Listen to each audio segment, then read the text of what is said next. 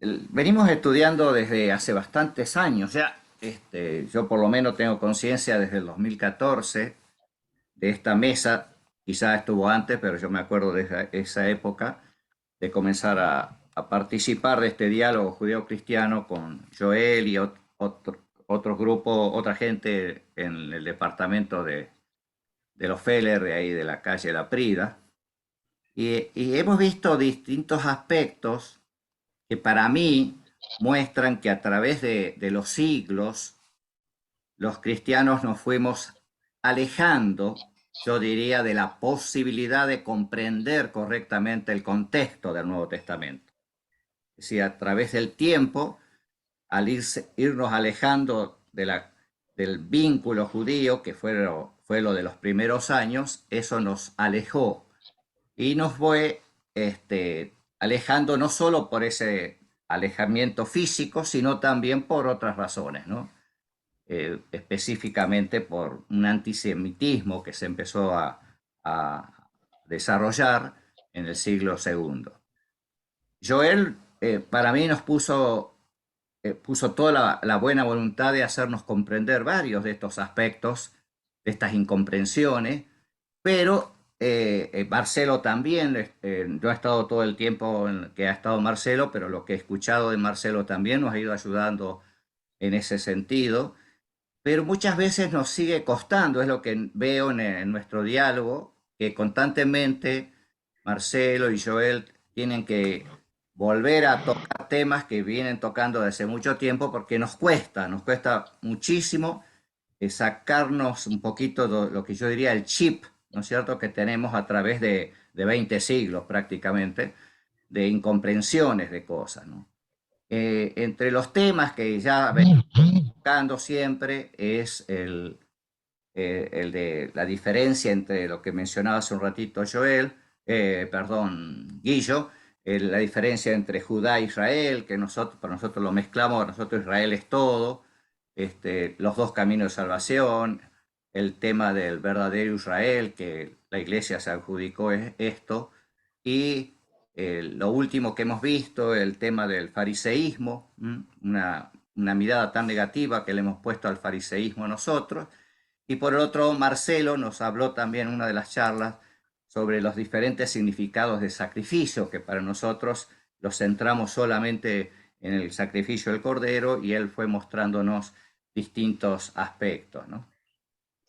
Yo quería un poquito honrar lo que hoy nos señaló este Guillo en uno de los mensajes de la muerte del padre Albert Nolan, que él escribió el libro ¿Quién es este hombre?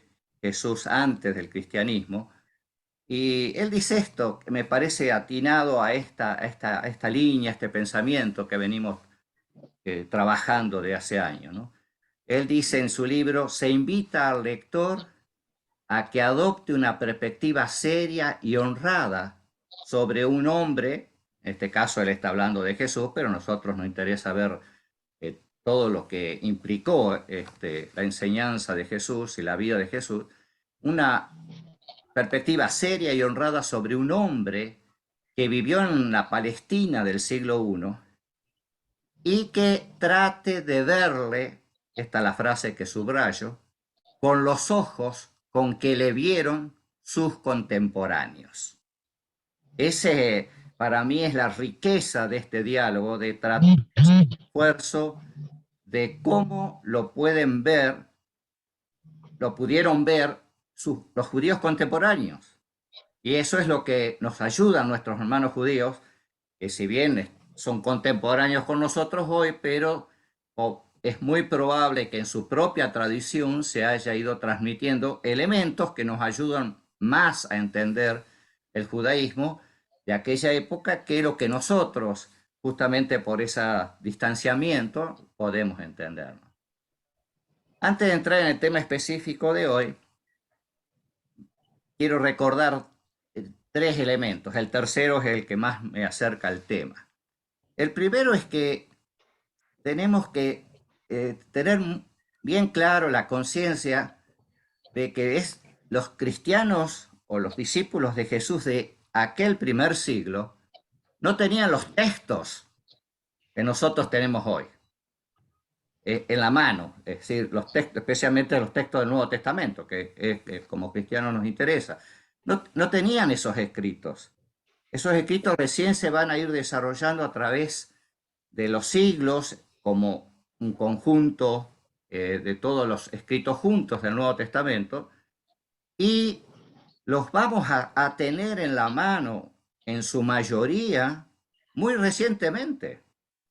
Es decir, fines del siglo X, en el siglo XVI, ya cuando, siglo XV, XVI, cuando empieza la imprenta, se empieza a imprimir más Biblias, pero no quiere decir que todos la tenían. Pues, fines del siglo XVIII y XIX se van a imprimir, van a salir las sociedades bíblicas y se van a imprimir, o sea, muy recientemente, un siglo y medio atrás, se empiezan a desarrollar. Ahora, no todos tenían acceso a la Biblia de todos modos, porque estaba un poco prohibida. Así que recién después del Segundo Concilio Vaticano vamos a tener acceso total a la Biblia de una manera mucho más completa. O sea que fíjese lo que nos ha ido costando acercarnos al texto bíblico. Imagínense en el siglo I, que no tenían el conjunto.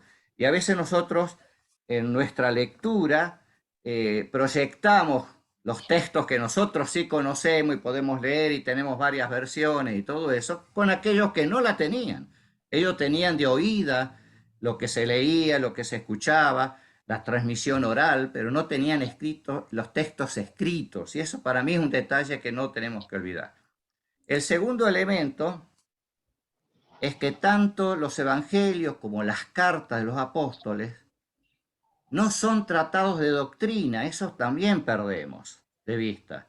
Son cartas, epístolas, y los evangelios inclusive, sí, si bien tienen un carácter un poquito más formal, por decirlo de alguna manera, pero en realidad todo lo que tratan de transmitir es lo que hizo y lo que dijo Jesús, pero no están formados con el concepto de doctrina, de dogma que después la iglesia va a desarrollar en el futuro. Entonces, muchas veces de cualquiera de los grupos cristianos siempre intentan buscar textos bíblicos, transformarlos en doctrina, ¿no? Y a mí en ese sentido me ha gustado las palabras de Mario, se me fue el apellido ahora, Sabán, Mario Sabán, que él dice que en términos generales el Nuevo Testamento trata el tema de la ley. Y si uno se empieza a mirar los textos tanto de los evangelios como de las cartas, el tema central es la ley y la discusión sobre la ley, que era lo normal dentro del judaísmo, porque siempre lo que el judaísmo intentó hacer, a través especialmente del fariseísmo y de los escribas, de que se comprendiera qué es lo que dice la ley y cómo se debe aplicar la ley en cada circunstancia de la vida. Y esa es la discusión que va a seguir dentro del Nuevo Testamento fundamentalmente. Fíjense que lo que nosotros llamamos, o vimos hace unos martes atrás, el primer concilio de Jerusalén, ahí se discute justamente qué parte de la ley van a tener que seguir los gentiles o no. O sea, siempre la discusión normalmente es de eso. Y él dice, mientras que el Nuevo Testamento trata fundamentalmente de conceptos de la ley, los cristianos lo han transformado en doctrina. Me parece un concepto muy importante de tener en cuenta. Y por último, para ya ir entrando al tema, otro aspecto que por lo menos de mi perspectiva no hemos visto los cristianos es que el Nuevo Testamento no enfatiza, como lo hemos ido haciendo el cristianismo a través de los siglos, tanto la divinidad de Jesús como su humanidad. Es decir, el Nuevo Testamento lo que está enfatizando es que Dios se acerca al ser humano, acerca a su pueblo en particular, como hemos notado en la concepción que hemos viniendo discutiendo, se acerca justamente a la casa de Israel, a las ovejas perdidas y a través de Israel a los gentiles, se acerca, ese es el sentido, el acercamiento de Dios, y lo hace a través de un profeta, que es una de las palabras que se va a usar para Jesús, la concepción que se va a ir tomando, especialmente, o la probabilidad de Mesías, que no era un concepto tan claro. Así ahí otra vez vamos a ir viendo que muchas de las palabras que se usan sobre Jesús en el Nuevo Testamento son un poquito ambiguas. En el libro de Joel, hacia la nueva alianza, justamente él trata 2 capítulos sobre uno de los nombres que se da a Jesús, que es Hijo del Hombre, y otro Hijo de Dios, y muestra justamente las dificultades que hay para entenderlo. Y es así desde la lectura del Nuevo Testamento como en el tratamiento, digamos, de los teólogos que lo han ido haciendo a través del siglo, no es tan sencillo. Entonces, pero lo que quiero enfatizar es que el Nuevo Testamento, el énfasis que hace permanentemente es que en Jesús se acerca a Dios. Esa es la idea. Jesús es un ser humano como otros, eso está claro, pero sin embargo a la vez es más que los demás seres humanos porque tiene una misión, tiene algo que Dios le ha dado para transmitir. Según los padres griegos, más adelante, no nos salvamos tanto porque Jesús haya muerto por nosotros, dice, sino porque Dios se hizo humano por nosotros. Esa es la concepción que hay más en el Nuevo Testamento, es decir, el acercamiento de Dios en Jesús como humano. No tanto que Jesús es divino, ese no es el énfasis, a pesar de que luego se va desarrollando la concepción para ese lado. Muy bien, esa es la introducción que quería hacer, pero ahora les quiero mostrar un cuadro de cómo se va desarrollando esta concepción del cristianismo en el cristianismo. Díganme si se lo alcanza a ver, si no lo voy agrandando un poquito más. ¿Se ve ahí? Bien. Pongo unas frases que sintetizan un poquito lo que venía diciendo recién con respecto a Jesús en el Nuevo Testamento. Lo pongo como ejemplo, básicamente, porque es un tema sumamente amplio. Pero, por ejemplo, en el Nuevo Testamento negaban que el Dios verdadero pudiera ser visto en forma, es decir, en el contexto del Nuevo Testamento, se pudiera ser visto en forma humana ni en ninguna forma visible. En ese contexto no tenían esa idea que Dios se pueda hacer visible a través del humano. Jesús fue un hombre que fue exaltado a su posición gracias a que Dios Dios lo aprobó por su obediencia. Ese es el otro concepto que ronda en ese tiempo. No les molestaba tanto juntar la deidad absoluta con la humanidad de Jesús, esa idea de que estén juntos, que haya una intimidad, un vínculo, eso no molestaba tampoco.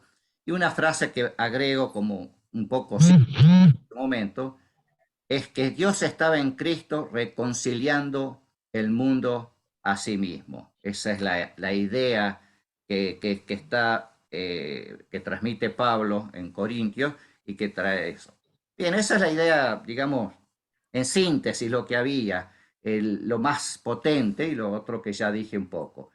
Pero de ahí comienzan a surgir preguntas, y eso es lo que yo quiero señalar un poco hoy, preguntas que hacen que lo que nosotros creemos hoy, con tanta nitidez, con tanta seguridad, que Jesús es Dios y cosas por el estilo, como del lado cristiano, no eran tan claras en aquella época. Hubo 4 siglos y medio de discusión hasta que se decretó en un concilio que se va a creer. Pero no fue a simple, hubo opiniones, inclusive esas opiniones han seguido divididas y separadas hasta el día de hoy, en algunos casos. Por ejemplo, una de las preguntas, y que es la que puse yo un poco para la charla de hoy, ¿cómo entendemos la conexión entre Jesús y el único Dios? ¿Hay diferencia entre Jesús y el Hijo de Dios? ¿O Cristo o Verbo? ¿Afirmamos su unidad o sus diferencias? Ese es uno de los problemas mayores a través de estos 4 siglos. ¿Qué vamos a afirmar? ¿La unidad de Jesús con el Padre o las diferencias que hay entre Jesús y el Padre? la discusión mayor en todo este tiempo. ¿Es eterno como el Padre Jesús o es generado del Padre? ¿Cómo se relacionan la divinidad y la humanidad en Jesús? Esas son las preguntas, los temas que se van a ir desarrollando.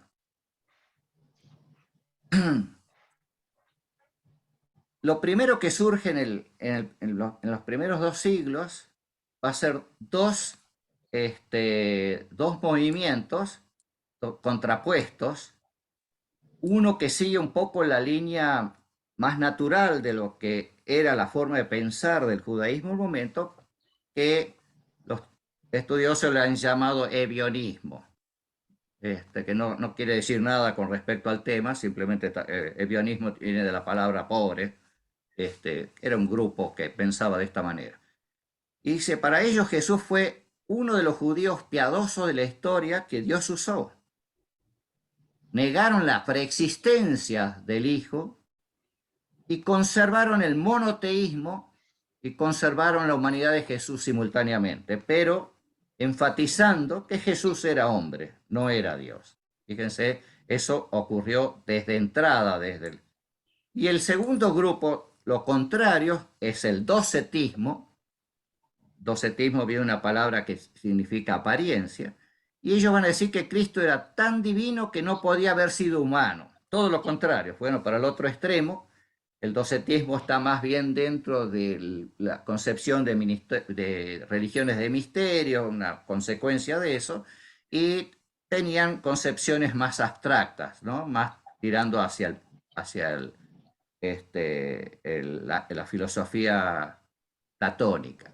Jesús solo parecía ser un hombre de carne y hueso y afirmaba que Jesús no fue real porque Dios solamente pareció existir en Jesús.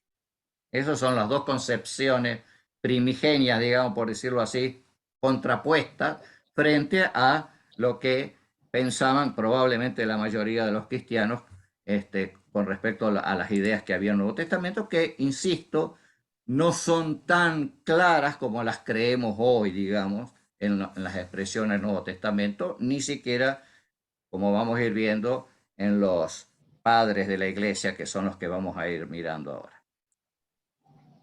Luego como consecuencia de estos dos movimientos, va a surgir dos movimientos principales que van a llamarse monarquianismo los dos, con la idea de que Dios es el rey principal, pero uno es subordinacionista, es decir, que pone a Jesús subordinado al Padre, y otro le llaman modalista o patripasionismo.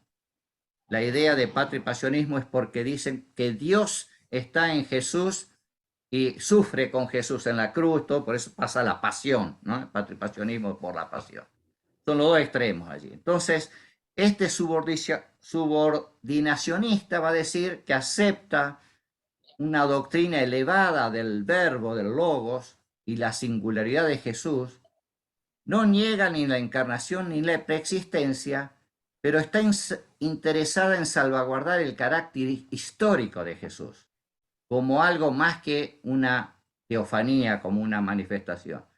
Es decir, le da más énfasis a lo histórico de Jesús que a lo divino de Jesús. Y por el otro lado, el grupo modalista va a decir que Dios es Padre, Hijo y Espíritu Santo. El Hijo es la imagen de Dios, su nombre, su rostro, y subraya en exceso la distinción entre el Padre y el Hijo, mientras que el otro grupo no va a subrayar tanto las distinciones, este grupo sí lo va a enfatizar. La divinidad del Hijo queda en peligro en este caso, y lo que interesaba era reafirmar la unidad de Dios. Orígenes había dicho que el Hijo es engendrado por el Padre, y viene de esta línea. Estos dos grupos están, forman parte de dos escuelas que se llaman en aquella época. La primera, la de mi izquierda aquí, no sé cómo está en la pantalla de ustedes, la izquierda de ustedes, es de Antioquía, la escuela de Antioquía, y la otra la escuela de Alejandría. Y son las que van a discutir, o sea, en el Oriente se discute este tema. Y los concilios, los primeros concilios son justamente en el Oriente y son donde se discute estas cosas. Por último, le agrego dos movimientos posteriores que van a discutir el tema ya más específico de cómo se relaciona lo humano y lo divino en Jesús. Hasta ahora se venía discutiendo la diferencia entre Jesús y el Padre y Dios. Cuánto Jesús tiene de divino, cuánto tiene de humano. Ahora no, ahora se diferencia cómo se daría lo divino y lo humano en Jesús. Ya un tiempito más hacia fines del siglo III, perdón, del cuarto y del quinto. Va a surgir el nestorianismo, que va a decir que considera a Cristo radicalmente separado en dos naturalezas, una humana y una divina, completas ambas de modo tal que conforman dos entes independientes, dos personas unidas en Cristo, que es Dios y hombre al mismo tiempo, pero formado por dos personas distintas. El nestorianismo no es aceptado por la Iglesia, pero tiene, como vamos a ver, terminología que sí se va a seguir luego viendo más adelante. El otro grupo, contrario al nestorianismo, es el monofisismo. Dice que en Cristo también existen dos naturalezas, pero están sin separación, están confundidas, de forma que la naturaleza humana se pierde y es absorbida en la divinidad. Fíjense los dos extremos estos que son rechazados por la Iglesia, por supuesto, en ese momento. Y terminamos leyendo lo que es el decreto del Concilio de Calcedonia en el 451 para ver qué decide la Iglesia que se debe hacer. Y con esto ya estamos dando el sentido de lo que es la presentación de este tema, que se lo pone como decreto.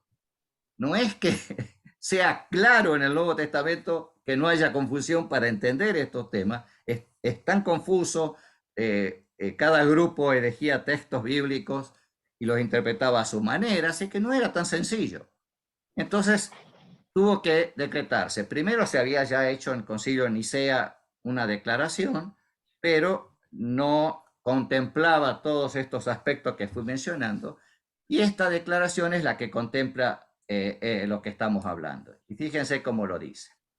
Y siguiendo pues a los santos padres, todos a una voz enseñamos, obviamente eso de una voz es porque lo decretan ahí, no es que sea así, en la realidad. Enseñamos que ha de confesarse a uno solo y el mismo Hijo, nuestro Señor Jesucristo, el mismo perfecto en la divinidad y el mismo perfecto en la humanidad, Dios verdaderamente y el mismo verdaderamente hombre de alma racional y de cuerpo, consustancial con el Padre en cuanto a la divinidad, y el mismo consustancial con nosotros en cuanto a la humanidad, semejante en todos a nosotros, menos en el pecado. Engendrado del Padre antes de los siglos en cuanto a la divinidad, y él mismo en los últimos días por nosotros y por nuestra salvación, engendrado de María Virgen, Madre de Dios, en cuanto a la humanidad, que se ha de reconocer a uno solo y el mismo Cristo, Señor unigénito en dos naturalezas, sin confusión, sin cambio, sin división, sin separación, en modo alguno borrada la diferencia de las naturalezas por causa de la unión, sino conservando más bien cada naturaleza de propiedad y concurriendo en una sola persona y una sola hipóstasis, no partido dividido en dos personas, sino uno solo y el mismo unigénito Hijo unigénito. Dios, Verbo, Señor Jesucristo, como de antiguo acerca de él nos enseñaron los profetas y el mismo Jesús, y nos la transmitieron el símbolo de los padres, que es el primer confesión que se da hasta el segundo siglo. También se llama el símbolo de los apóstoles. Así pues, después de que con toda exactitud y cuidado en sus aspectos fue por nosotros redactada esta fórmula, definió el santo y ecuménico concilio que a nadie será lícito profesar otra fe, ni siquiera escribirla o componerla, ni sentirla, ni enseñarla a los demás. Y termino diciendo, y luego compartimos lo que les guste, el monofisismo y el nestorianismo, que son los dos últimos grupos que trabajaron este tema de la separación de las dos naturalezas de Jesús, continuó hasta el día de hoy.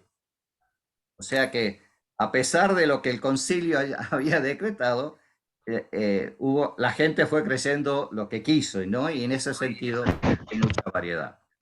Y quizás ahí agrego un último concepto que me olvidé en el comienzo, insistir en esto que ya lo hemos venido diciendo, creo que fue la última charla, especialmente se volvió a repetir, lo dijo Marcelo, la pluralidad de pensamientos que había en el judaísmo es una pluralidad que va a continuar en el cristianismo. Y eso también tenemos que tener en cuenta. La tendencia de los concilios y de las autoridades ha sido tratar de unificar cuando, tanto en el judaísmo como en el mismo cristianismo, todavía más, nos hemos ido diversificando nuestra manera de pensar y seguimos haciéndolo. Cada día se va aumentando algún pensamiento diferente. Y eso tenemos que ir teniendo en cuenta que no necesariamente cualquier pensamiento que sea un poco diferente al nuestro tiene que ser excluido, no necesariamente. Simplemente considerado, puede ser que uno esté más cerca de la verdad que otro, pero a veces nosotros mismos no lo vamos a saber como seres humanos. Pero lo que quería señalar fundamentalmente, este proceso de discusión de 4 siglos y medio muestra que no es lo que nosotros hoy vemos, que aparentemente creemos que está con tanta claridad, porque agarramos un libro y nos dice lo que debemos creer, no es tan claro, no fue tan claro para los padres de la iglesia en los primeros siglos, y por eso se dieron tantas discusiones. Eso para mí nos sirve para ayudarnos a entender que el cristianismo estuvo confuso en muchas cosas y por eso también estas diferencias de opiniones, porque no llegaron a comprender el, el origen, digamos, del cristianismo que está fundado en el judaísmo, no han llegado a entender las ideas, los conceptos que estaban. Entonces yo creo que eso nos tiene que hacer más humildes en nuestra concepción de lo que decimos, que creemos, que estamos tan convencidos muchas veces desde la posición actual, moderna del cristianismo, que en realidad deberíamos ser mucho más humildes y tratar de buscar, como decía el padre recién que leímos, Albert Nolan, buscar qué realmente creían los judíos contemporáneos de Jesús y de los apóstoles. Eso es todo. Bueno, muchas gracias, Ángel. De verdad, hemos hecho un paneo bien amplio sobre la historia de la fe. Y yo veía que al principio me daba cuenta que todo el que no era instruido en el pueblo de Israel, me refiero al principio, quedaba segregado porque también podía acceder a la religión, a la práctica de la religión y a la santidad.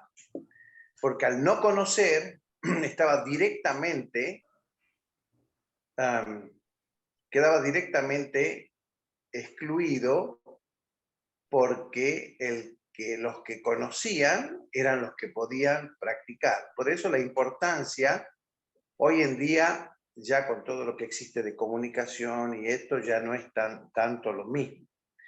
Entonces el cristianismo viene a ser, en un modo simplificado, con una fe sencilla, hecha justamente para esa diáspora de las tribus y para que llegue a los gentiles, los evangelistas tienen un modo que no tenemos los cristianos de preguntar y te dicen, ¿vos crees que Jesucristo te puede salvar? Sí, le contestás vos. Entonces él te dice, eres salvo. Se terminó. Obra en consecuencia, viene después, pero en la Iglesia Católica hay 76 modos, no modos, 76 elementos para cumplir, ¿no? En eso somos más judíos que los judíos. 76 cosas para cumplir antes de poder abrir y poder llegar a decir, yo tengo fe. El evangelista o el hermano cristiano, no puntualmente el evangelista, los hermanos cristianos, ¿vos crees que Jesús es tu salvador? ¿Te puede salvar? Sí, le decimos, sos salvo. Se terminó. Ahora obra en consecuencia. Es decir, han simplificado en la economía de la salvación judeo-cristiana de un modo muy sencillo cómo acceder al conocimiento de Dios y a la salvación. Por supuesto, mucho más sencillo que todo el antiguo, la antigua casa de Israel o el mismo pueblo de Israel cuando estaba todo unificado. Así que bueno, muchas gracias porque de verdad, Ángel, he hecho un paneo muy bien hecho y me ha refrescado tantas cosas, ¿no? Y es gracias a esto, ¿no? Lo que transformar en doctrina el tema de la ley, por ejemplo, y el tener discrepancias uno con otro. En la Iglesia Católica nosotros no nos damos cuenta mucho de eso, porque nosotros tenemos que creer esto y se terminó el asunto, y no se habla más.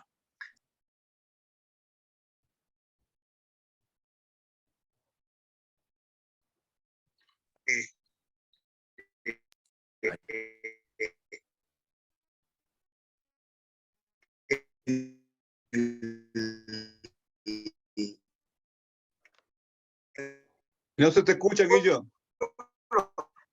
De Dios, hay que hacer esto y se terminó el asunto. Muchas gracias. Una llamada desde afuera, entonces no sé qué es lo que falta que escuchen. La última parte es muchas gracias, Ángel, ha sido muy claro. Gracias. ¿Alguien más quiere expresar la vivencia de escuchar esta parte de la historia de la fe que es re interesante?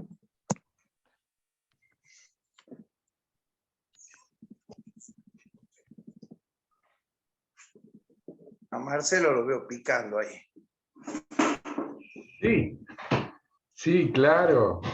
Lo que pasa es que estaba esperando a ver si había otra persona que quisiera tomar la palabra primero. Y bueno, en primer lugar, muchas gracias, Ángel, y felicitaciones porque se ve que tenés no solamente el interés en estos temas, sino que mucha cancha de docente, de haber preparado el material claramente para exponerlo ordenadamente, y a mí por lo menos me sirvió para ordenar un poquito mis ideas. Así que muchas gracias, Ángel, muy bueno. Yo, ahí dejaste, por otra parte, está tan claro que obviamente dejaste pistas de despegue para 1000 temas. Tal cual. Voy a tomar uno, ya que me tocó hablar después, el primero después de Guillo, pero ahí espero que salgan otros. Es el tema de la diversidad en la unión. El tema de las diversas doctrinas o maneras de entender las Sagradas Escrituras, que en la tradición judía se entiende que se sobreentiende prácticamente, aunque está dicho claramente, que cada uno tiene que trabajar y estudiar para encontrar su manera de interpretar y su interpretación. No se defiende dogmáticamente una doctrina. Hay doctrinas que se imponen por consenso, es otra cosa. Pero se me ocurrió una... A ver, vos hablaste del proceso del antijudaísmo y de lo judío al principio, y a mí me parece que el tema de la desjudaización de la cristiandad no tiene solamente como costo el perder el punto de vista de los interlocutores de Jesús en su época. La desjudaización de Jesús, la desjudaización de la cristiandad, tiene también como consecuencia la pérdida del valor de aprovechar el pensamiento de otro que entiende algo diferente. Creo que tiene que ver la dogmatización del pensamiento. No quiere decir que entre los judíos no haya gente muy dogmática, que la hay, mamma mía. Pero estoy hablando de la cultura, de la tradición interpretativa. La tradición interpretativa desjudaizante de la cristiandad llevó a la idea de que uno puede por decreto imponer una interpretación única. La tradición interpretativa judía corrió por otro camino totalmente diferente, por el camino de tratar de aprender de la diferencia con el otro, que lo quiero ilustrar con una metáfora que se me ocurrió ayer charlando con mi hijo. Por suerte, yo puedo ver las cosas de dos maneras parecidas pero diferentes al mismo tiempo. Pensamiento científico, materialista, y el religioso espiritual, o si querés, el ojo izquierdo y el ojo derecho. Lo que veo con un ojo y con otro son cosas diferentes, perspectivas diferentes, interpretaciones diferentes de la realidad. Sumando las dos interpretaciones sin que yo me dé cuenta, teniéndolas en cuenta a ambas, mi cerebro trabaja y me permite poner las cosas en perspectiva y calcular a qué distancia estoy del objeto. Entonces, usar dos maneras diferentes de ver y de entender un texto sagrado no quiere decir ni ser ambiguo ni indeciso. Por ahí hasta sirve para poner las cosas en contexto. Y yo creo que este grupo y una charla como la que dio Ángel nos sirve para ver las cosas desde un punto de vista un poquito más judío y de un punto de vista un poquito más cristiano. Y entonces ponerlas en perspectiva. Bueno. Gracias, nuevo, Marcelo. Muchas gracias. Gracias, Marcelo. Yo siempre me pregunto, ¿qué hubiese pasado si en vez de oposición entre judío y cristiano, en vez de desjudaización, hubiese seguido una tradición mixta, que es la que proponemos, dos caminos de una redención? Y cuando digo dos caminos, parece también como algo opuesto, y no es así. Habría que buscar algo que en vez de decir dos caminos digan, no sé, paralelos en vez de dos, porque dos es como distinto y no son totalmente distintos. Pero bueno, entonces yo pregunto, si no hubiese habido esa desjudaización, ¿cómo hubiese sido el hombre que interpretaba a la economía de la salvación judeo-cristiana completa, donde yo tengo que ir a buscar los gentiles y traerlo para unirme al judío que nunca se movió de aquí y transformar el pueblo de Dios en un único todo? Jesús, no se olviden que repite la unidad como algo deseado por Dios, ¿no? Ellos son, que sean uno como yo y vos somos uno, Señor. Le pide eso antes de irse, que seamos uno. Bien, eso hubiese sido una experiencia interesantísima. Pero como el hombre siempre hace las cosas al revés, el Señor ha tenido que esperar hasta ahora para que conozcamos los dos caminos y una redención.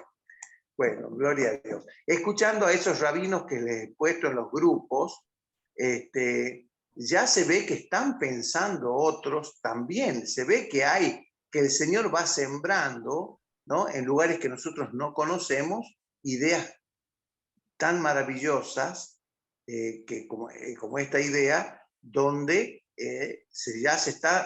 la semilla se está regando y ya ha sido sembrada. Bien, perdón. ¿Alguien más quiere dar la opinión? Joel, me imagino que has disfrutado de toda este paneo que ha hecho acá Angelito. Se está saliendo de la vaina, Joel. Sí.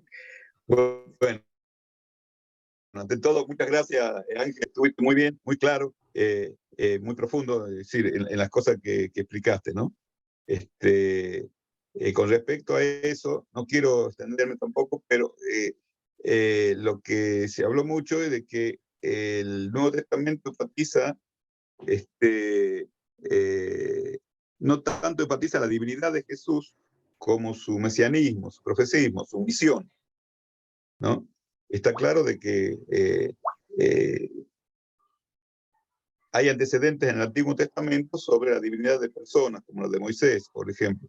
La tradición judía tiene varias formas de mostrar de que Moisés tenía características divinas también. Dice que subió como hombre y bajó como ser divino al monte Sinai, o que era mitad para arriba era divino. Ya lo expliqué otras veces, lo conté eso, y la mitad para abajo era humano. Sí, la idea esa también existe en el judaísmo, ¿no? Que se puede ser humano y divino. Tener elementos divinos, es decir, estar en contacto con Dios, inspirados por Dios y transmisores del mensaje de Dios. Como también está, por ejemplo, muy claro, bueno, sin ser el Dios Padre, ¿no? Como dice también en Hechos 1:6, ¿verdad? Si confesares con tu boca Jesús el Señor, ¿cómo es de que dice, en Hechos 1:6 dice ya me olvidé, yo lo busco, ya lo digo.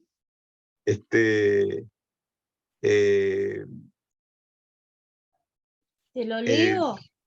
Bueno. Entonces los que se habían reunido le preguntaron, diciendo, Señor, ¿restaurarás el reino a Israel en este tiempo?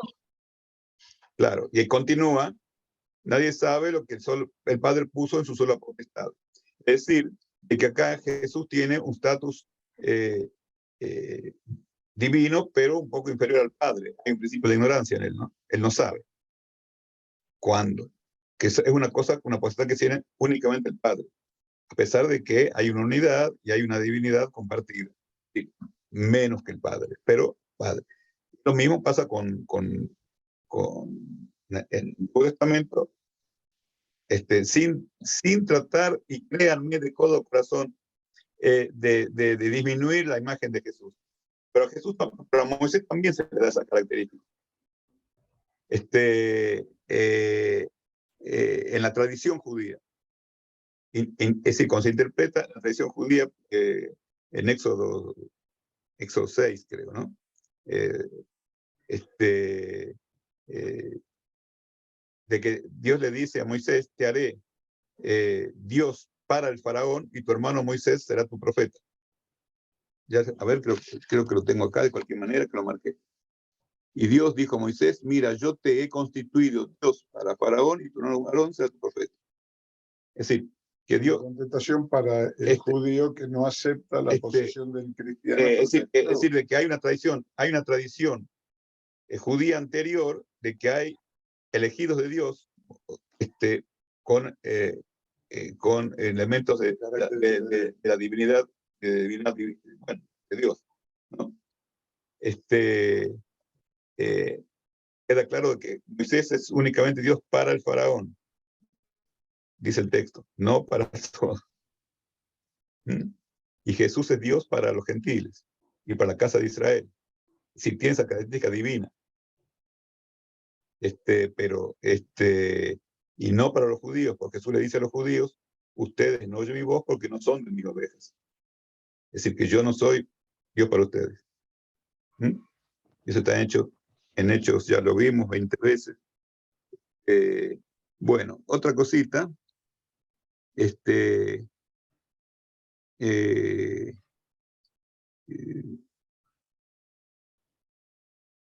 tradición mixta, la desjudaización de la iglesia creo que fue una cuestión necesaria, porque son dos caminos. Si la iglesia hubiese seguido con la tradición judía, no se habría abierto un camino por los gentiles, que era imposible que la reciban. Entonces fue una cuestión necesaria durante un tiempo, hasta que se llegue a mi fe ya es una cuestión de fe, a estos días, a la nueva alianza, de Jeremías 31-33. En aquellos días de nueva alianza con la casa de Israel, con la casa de Judá, y esa es la nueva alianza, es el único término que existe de nueva alianza en el Antiguo Testamento que pasa tradición cristiana. ¿En qué consiste esa nueva alianza? Es con la casa de Israel y con la casa de Judá. Ahora, que la iglesia o con la tradición haya interpretado nueva alianza como la interpretó de distintas formas durante 2000 años, una cosa. Pero si vamos a las escrituras, esa nueva alianza es con las dos casas separadas del pueblo de Israel. Y con los gentiles que se agregan, por supuesto. ¿Cómo le No, no sé. No me puse a ver. Tiene que haber, pero no me puse a ver. Y eso también es importante tener en cuenta, ¿no? De que Jesús viene a cumplir las profecías del Antiguo Testamento, como lo dice también el Nuevo Testamento y le reconoce la iglesia. Bueno, hasta acá nomás no quiero meter más elementos, ¿no? Pero muy bien, Ángel, muy claro, muy instructivo, y muy didáctico, ¿no? Ahí nomás. Muchas gracias. El padre Alejandro está conduciendo desde Santiago a la banda, como la chacarera. Desde Santiago a la banda hay un puente que cruza, ahí está cruzando él. Dice que está atento escuchándonos, agradece a Ángel por su exposición y por su pedagogía. Ahí está Martín Crito, que quiere explicarnos algo. Intervenir. Miguel Martín. Hola. ¿Ah? Miguel Martín. Ahí está Miguel, claro. No lo veo. Miguelito. Miguel. Ahí está atrás de la madre. Ah, yo creía que estaba en otro poco. Déjalo de molestar, pobre Miguel Martín. Ya. Habilitar el sonido ahí. Ahí la que ha escuchado es la Pimpa, no lo mortifiqué a Martín. Saludo a todos y los dejo con la mejor integrante de la familia. Bien, bien. Recaudar. Para León, sí. Chao, nos vemos. Pimpa, contanos cómo has vivido este paneo de la historia de la fe, tan interesante en tan poquito tiempo que ha hecho Ángel. ¿Qué te ha parecido? ¿Te ha dado luces? Bueno, muchísimas gracias, Ángel. Nunca en mi vida he oído lo que vos acabas de explicar, te imaginarás. De aquellas épocas ahora, para mí es una novedad y me hago una serie de preguntas que has visto, que la dejan a uno que de esta edad medio tembleque, has visto. Como primera medida, evidentemente, de Dios es mucho más lo que no se sabe que lo que se sabe.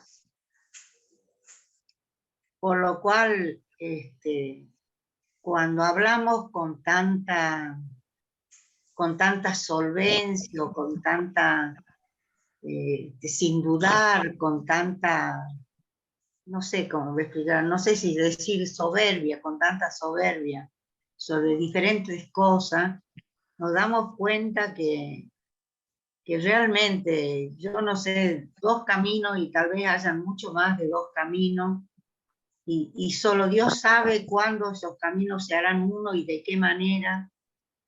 Y entonces, claro, todo esto me hace pensar, incluso no tan bonito, de cuando uno asiste a homilías a charlas de diferentes personas, y la verdad es que uno siente que hablan con una solvencia, que hablan como si no hubiera absolutamente nada que discutir, nada que plantearse, nada que preguntarse. Es como que dentro me deja como asombrada, y por otro lado como contenta de que Dios nos sobrepase de tal manera que sea imposible manejarlo como a veces pretendemos manejarlo los que creemos o decimos creer una u otra cosa, o acentuamos tantas cosas y para colmo enseñamos. Es decir, no compartimos lo que sabemos, sino enseñamos. No sé, eso se me ocurre nada más. Muchas gracias, Pimpa. Muy rico lo que has dicho y muy verdadero. Te Yo quiero quisiera agregar agregar una una cosita cosita. chiquitita. También. Dale, sí. No, de que el asunto de los dos caminos, yo lo veo únicamente en el Nuevo Testamento, que haya otros caminos, yo no soy nadie para juzgar. ¿Qué? Sí, estamos, pero en el Nuevo Testamento me parece que está muy claro que hay dos caminos. Nada más, pero ahí nomás. Ángel y Muriel. Sí, sí. Quería agregar nada más, yo puse un esquema nada más de esto. Estamos hablando de 4 siglos y medio de discusión, muy complicado, ¿no? Yo lo puse simplificado para poner las ideas principales, pero inclusive fue llegó a ser muy violento, llegaron a ser muy violentas estas discusiones en algunos momentos, a tal punto que en algunos de los concilios hasta han ido armados o han ido con gente para imponer sus ideas. O sea que esto tiene un colorido mucho más grande, hasta con tinta a veces roja por ahí de gente que ha sido excluida de la comunidad religiosa y tuvieron que irse a otras ciudades y cosas por el estilo. O sea, esto muestra lo que decía Pimpa recién, esta soberbia que ha habido en el cristianismo, en algunos de querer imponer su idea y todo, cuando en realidad tenemos que estar mucho más abiertos a escuchar la voz del otro, que estoy seguro que tiene algo de la verdad. Es así, ¿no? Que nadie la tiene en absoluto total, y entonces en escuchar vamos aprendiendo, y eso es lo que creo que ha faltado, es lo que decía recién Gillo, ¿no? ¿Qué hubiese pasado si nos hubiésemos, yo diría en otra palabra, nos hubiésemos escuchado más, ¿no? Escuchados como nos decía Marcelo hace un mes y medio atrás o dos, lo que implicaba este diálogo de escuchar, ¿no? Escuchar al otro sin tener yo la verdad para al escuchar, ¿no? Sino simplemente a ver qué puedo aprender del otro, qué dice el otro que me puede ayudar, ¿no? Ese es el aspecto que creo que ha faltado, nos sigue faltando a los seres humanos en general, de escucharnos, porque nos pasa en el campo político, nos pasa en nuestros hogares. Le contesto a Pimpa, ¿no? le contesto a Pimpa. Pimpa, el que tiene la enseñanza, digamos, de la verdad, tiene la obligación de decirlo y ayudar al prójimo. No se lo puede quedar. Así que cuando uno escuche a los que saben, va a tomar la palabra. Después el tiempo dirá. Pero justamente, ¿por qué no se preguntan por qué vino Jesús? ¿Para qué vino? ¿cómo puede ser que ya pasaron 1989 años y siguen viendo si era divinidad, si era humano, si eran los tres, Padre, Hijo y Espíritu Santo? No, es muy claro. Yahweh tenía que venir. ¿Cómo hizo? Lo mandó a él. ¿Qué vino a hacer? Todos los errores de las leyes, porque estaban agregadas por el hombre. Entonces vino, justamente como dice Ángel, vino a tratar las leyes. O sea, lo básico, que no se corran de lo básico, por querer ser tan, agregaron muchas y ya la población no podía, había una gran confusión. Fue en el momento más crítico que mandó a Jesús. Entonces Jesús vino para poner orden y para iniciar el camino. Así que bueno, ahí les contesto a todos que tenían esa duda. Después, Jesús ya nos salvó, de momento que entrega su vida, es o sea, redime el pecado, el primer pecado, así que nos está salvando de la primera muerte. ¿Sí? Tenemos dos resurrección. ¿Sí? Tenemos una segunda vida. Bueno, después, diversidad, a ver, diversidad en la unión. Todas las religiones, que yo no digo más religiones, sino que son, ¿a qué están intensamente atados? Esa es la palabra religión. Bueno, al que crea en Jesús, que sepa que lo mandó Yahweh, y el único padre, no hay padres, el único padre es Yahweh. Después los demás no son sacerdotes. No se puede decir padre. El único padre es Yahweh. Y el Hijo es Jesús. Entonces, para que haya diversidad en la unión la da Jesús. Está todo bien claro, no se puede, o sea, no se puede seguir perdiéndose por otros caminos, sino saber que la unión es Él, y la puerta chica es Él.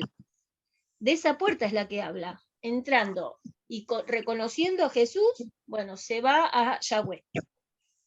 Y con los mandamientos. Así que bueno, como dice Joel, en Jeremías 31-33, Yahweh le dice a Jeremías, ya de chiquitito le hablaba a Jeremías, dice, pero este es el pacto que haré con la casa de Israel después de aquellos días, dice Jehová, daré mi ley en su mente y la escribiré en sus corazones. O sea, ya la población la tiene inscripta en la mente y en el corazón.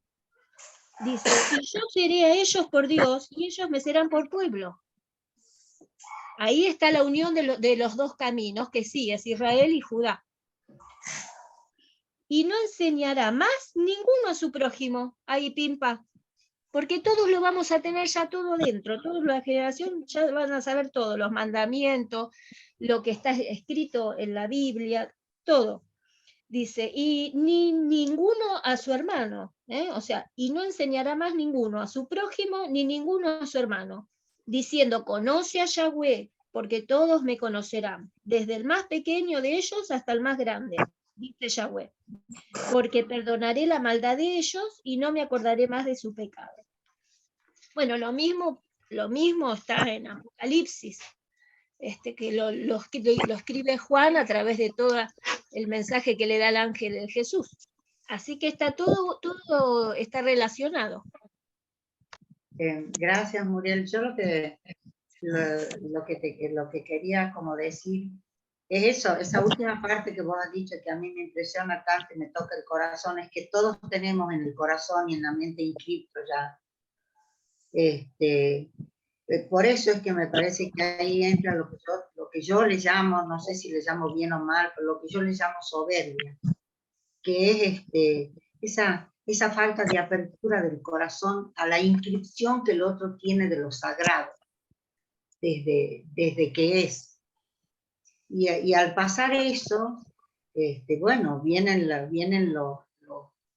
las luchas de poder, si vos querés, en el sentido de quién tiene Recordá razón. que está el bien y el mal. El mal es Satanás con todos sus demonios, y está desde que murió, que lo mataron a Jesús, porque estaba decidido que fuera así, él está gobernando el planeta. Así que es muy probable ¿qué es lo sagrado? Tenés que saber bien qué es lo sagrado. Va a haber diferencias. Enseñando que lo sagrado. Marcelo. Permiso. Muchas gracias. Y adelante.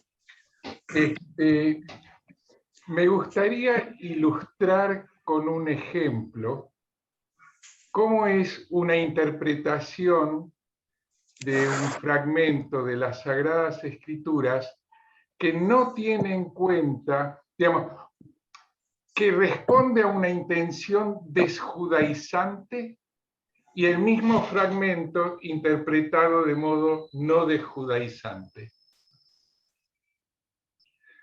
La reunión pasada, Muriel había traído el Evangelio según San Mateo y mencionó las 3 veces 14 generaciones hasta llegar a Jesús, que mostraban que era descendiente del rey David.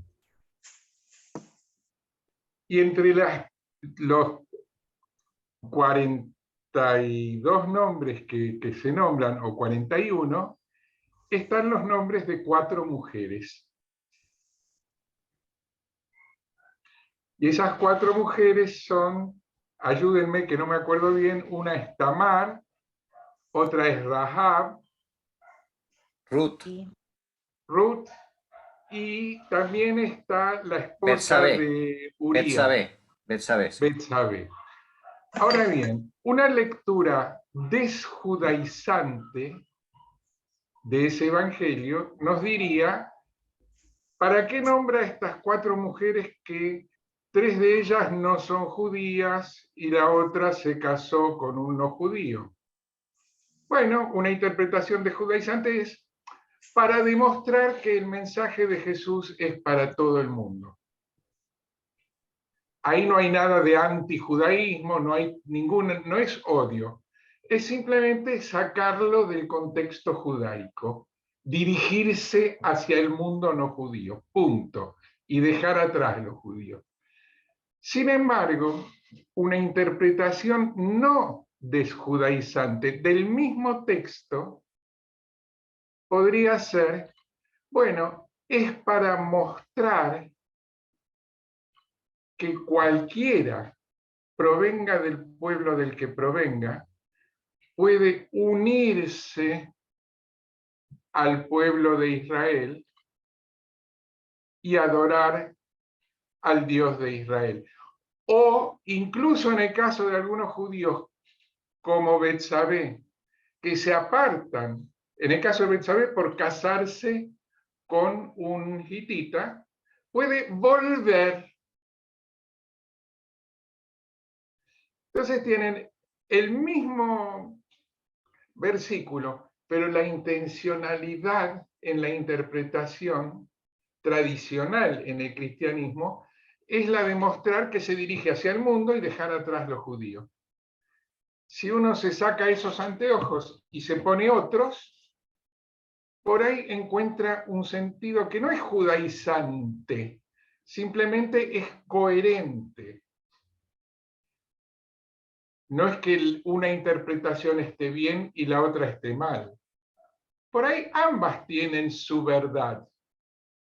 Es verdad que el cristianismo, el mensaje de Jesús, sirve para dirigirse a otros pueblos y también es verdad que sirve para invitarlos a acercarse al Dios de Israel.